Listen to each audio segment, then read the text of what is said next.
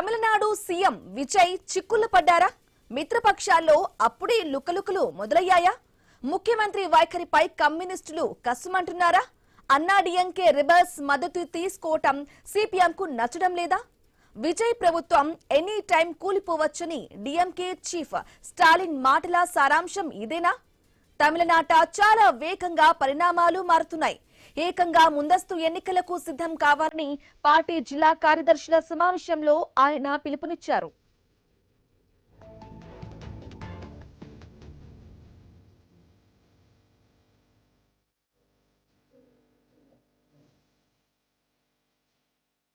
ఇక తమిళనాడు ఎన్నికల్లో అతిపెద్ద పార్టీగా టీవీకి అవతరించిన మ్యాజిక్ ఫిగర్ ను దాటలేకపోయింది.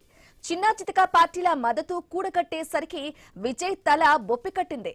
ఎలాగోలా మెజార్టీ సాధించిన విజయ్ ముఖ్యమంత్రిగా ప్రమాణం చేశారు. 9 మందితో కేబినెట్ ను ఏర్పాటు చేసుకున్నారు. అయితే మంత్రివర్గ విస్తరణ విజయ్ కు అసలు సిసలు సవాల్గా మారుతోంది. అన్నాడీఎంకే చీలిక వర్గాన్ని కేబినెట్ లోకి తీసుకువచ్చనే ప్రచారం జరుగుతోంది. దీనిపై సిపిఎం గుర్రుగా ఉంది. అలా చేయడం ప్రజా తీర్పునకు వ్యతిరేకం అని వాళ్ళ అభిప్రాయం.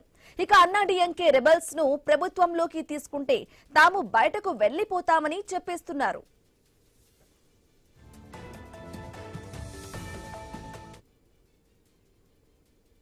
ఇక మొన్నటి ఎన్నికల్లో టీవీకే 108 సీట్లు సాధించింది. 5 స్థానాలు గెలుచుకున్న కాంగ్రెస్ బేషరతుగా మద్దతిచ్చింది. ఇద్దరేసి ఎమ్మెల్యేలను గెలుచుకున్న సిపిఎం, సిపిఐ, ఐయుఎంఎల్, వీసీకే తర్జన భర్జనల తర్వాత విజయ్ కు మద్దతిచ్చారు. అసెంబ్లీలో బల నిరూపణ సమయంలో హై డ్రామా చోటు చేసుకుంది. 24 మంది అన్నాడీఎంకే ఎమ్మెల్యేలు ప్రభుత్వానికి మద్దతుగా ఓటు వేశారు. దీంతో 144 ఓట్లతో విజయ్ సర్కార్ బల పరీక్షకు నెగ్గింది.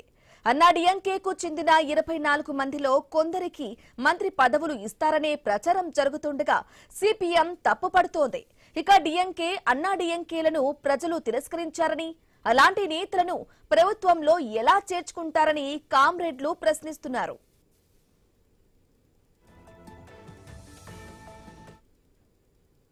ఇక రాజకీయ అనుభవాలేమిని విజయ్ బయట పెట్టుకుంటున్నారా? జ్యోతిష్యుని ఓఎస్డీగా నియమించుకోవటం బల పరీక్ష రోజే అసెంబ్లీలోనే రచ్చరాజేసింది. తర్వాత ఆయన్ను పదవి నుంచి తప్పించారు విజయ్. ఇప్పుడు అన్నాడీఎంకే రెబల్ వర్గం విషయంలో ఎలాంటి అడుగులు వేస్తారన్నది ఆసక్తిగా మారింది.